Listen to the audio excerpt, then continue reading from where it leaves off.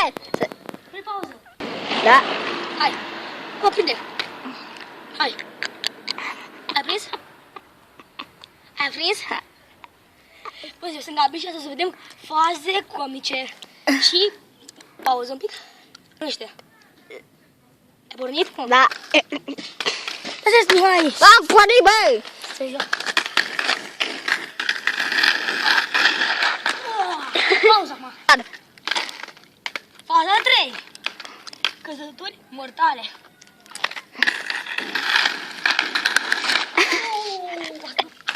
Acum filmez. Bă, vino la mine. Filmez, bă!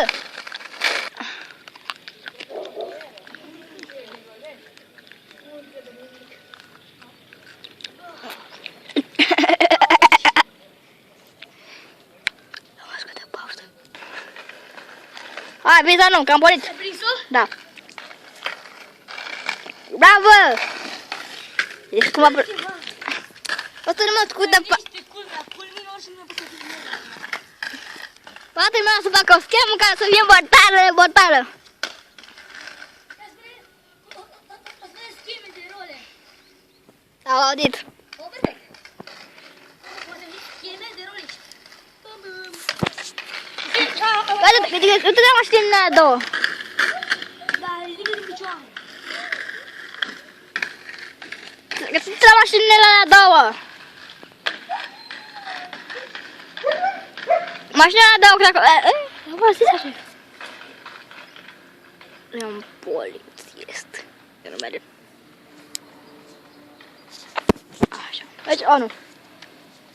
Gata? Să știi că am pornit, e pornit. Fă schema, bă!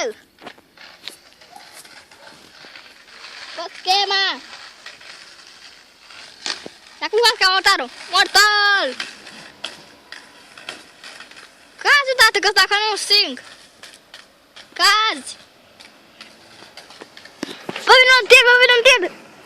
Vino mașina, bă, vină mașina, bă, vină mașina, bă.